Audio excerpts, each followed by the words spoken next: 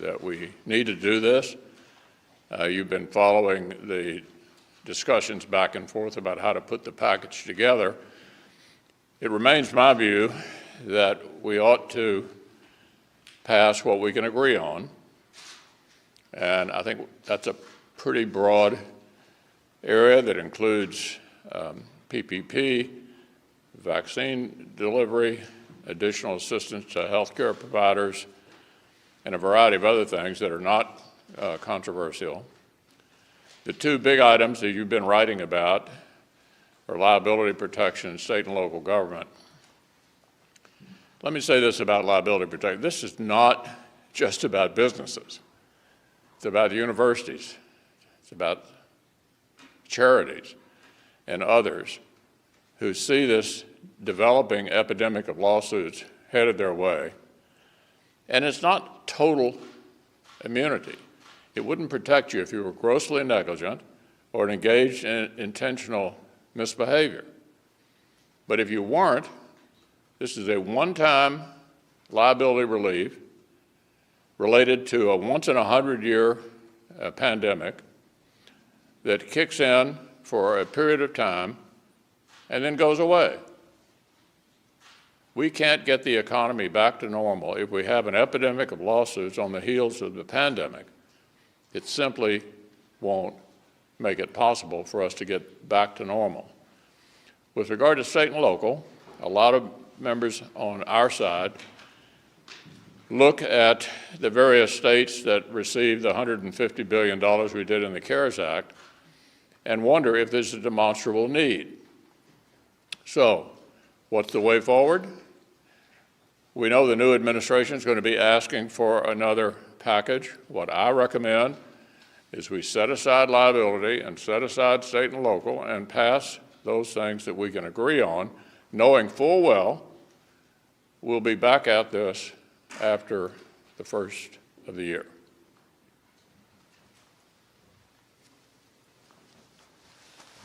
We, as the leader pointed out, have had a fairly consistent position among Republicans for some time, and that is that we need a targeted, fiscally responsible approach to coronavirus relief.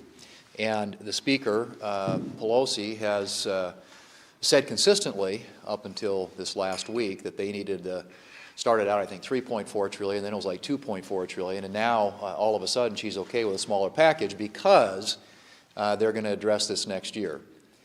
Like, where has this view been for the last 7 months when we've been trying, as the leader pointed out, to get those things across the finish line that we all agree with? And it is absolutely true that there are a series of things on which there's bipartisan agreement. Certainly liability protection, state and local, that's not the case. And I would argue, as he did, that there are lots of states around the country that are in a pretty good condition fiscally right now. Mine would be one of those. And there are a lot of our members who have big reservations about borrowing money to basically bail out a few states who maybe because of their own actions are in a bad fiscal situation. So I think the important thing here is that we focus on that range of issues on which there is broad agreement. And clearly that is money for vaccine, distribution of the vaccines, PPP, small businesses, people who are unemployed, extension of some of those programs. And I think we could get a deal and tie it into, let it ride on the year-end budget deal and do something really meaningful for the American people. One thing that I would argue needs to be on that is a provision that prevents states from taxing healthcare workers like doctors and nurses who go across state lines to provide their services. That is an act of goodwill. They shouldn't be faced with a surprise tax bill.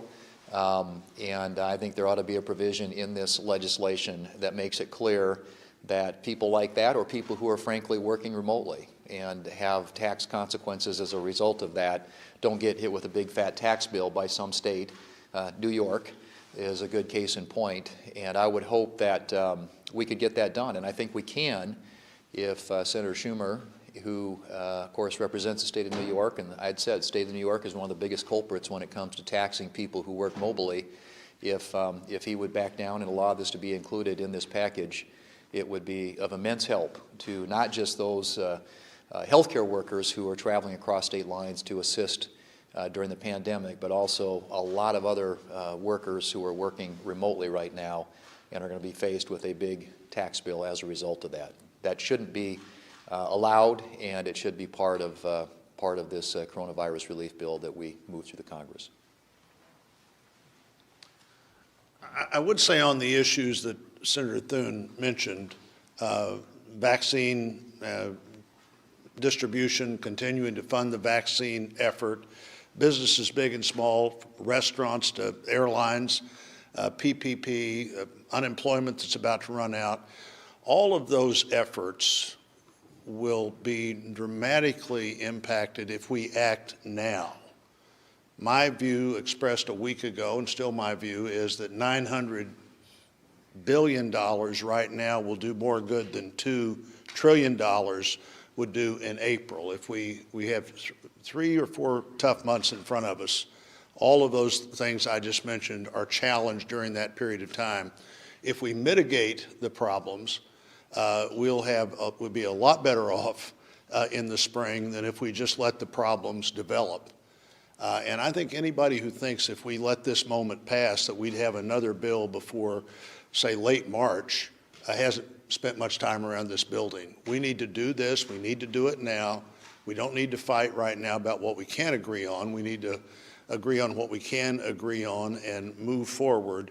And it'll be some of the best money we spend if we spend it now rather than trying to recover from all of the things that we didn't stand up and be helpful about because the Congress couldn't figure out how to move forward with things we know need to be done and spend our time instead deciding, just like we've done on this issue up till now, that, well, we'd rather not have anything if we can't get everything.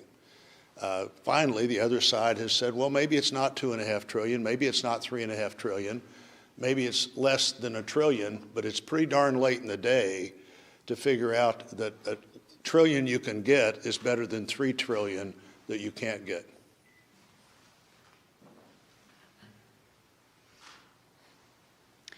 So we've heard a lot about the COVID relief package and the discussions that are ongoing, and I do continue to hear from Iowans as well on the importance of getting something done. We know that our small businesses are hurting. We have child care centers that are closing. We really need to step in as Congress and make sure we are supporting our constituents the best we can. We do have a targeted relief bill that has been presented, and we also have those that are working on the bipartisan working group. Regardless of how we end up getting this done, I do think that it is important that we get this done. So we'll continue to work on that. I encourage our Democratic friends to come back to the table, work with us on these issues, and let's get this deal done before the end of the year. Next, I do want to address an issue that has plagued us through the coronavirus, and that is disruption through our supply chain and making sure that we have not only the pharmaceuticals, but the PPE necessary here in the United States to protect our frontline workers, our healthcare workers, and others. And I have recently introduced a bill called the Mobilize America Act, which would provide incentive for manufacturers to develop those pharmaceuticals and those protective pieces of equipment, medical supplies here in the United States. And I do encourage and look forward to working with Democrats and Republicans on this piece of legislation. And just on a final lighthearted note, this weekend we do have a football game coming up on Saturday. It is what is known as America's Game. It will be the football game between the United States Naval Academy, Todd, and the United States Military Academy at West Point. And I would remind everybody that regardless of the outcome of Saturday's game, every last one of those young men that will be out on that field are willing to step up and give their life for freedom and for our great nation. So regardless of the outcome, we will all be winners. God bless. Well, Joni, that was gracious and magnanimous, but as a graduate of the U.S. Naval Academy, I do have to say, go Navy, beat Army, okay?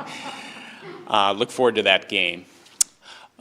Look, as we approach year's end, there's a lot of important business still to be attended to, as my colleagues indicated.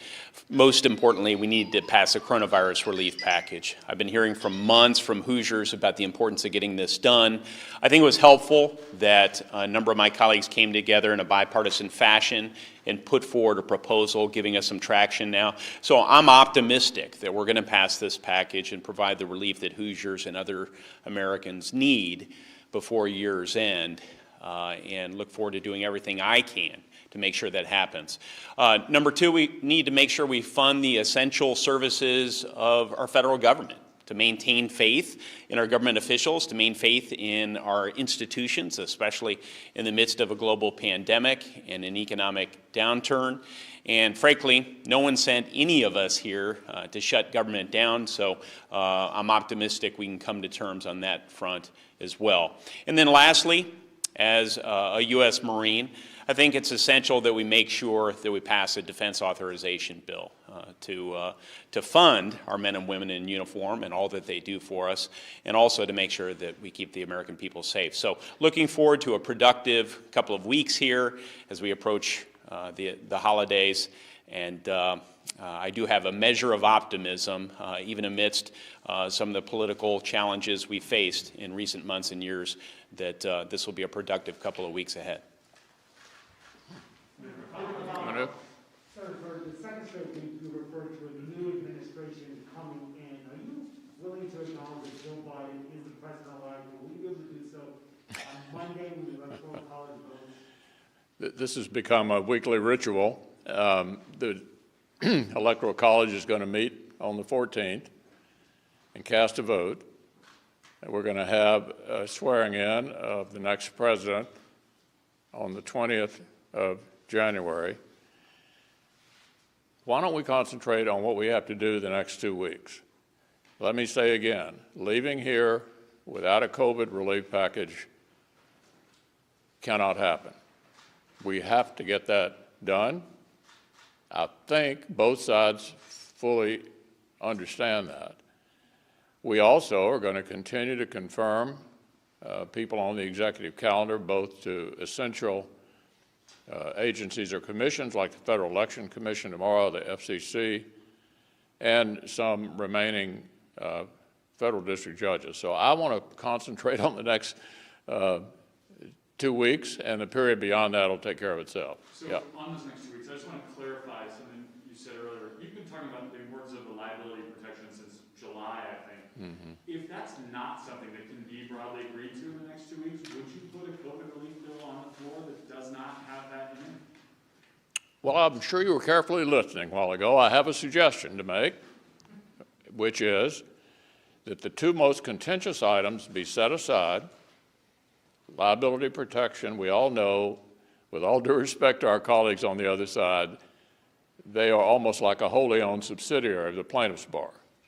So any kind of liability relief, they instinctively, like a Pavlovian response, object to.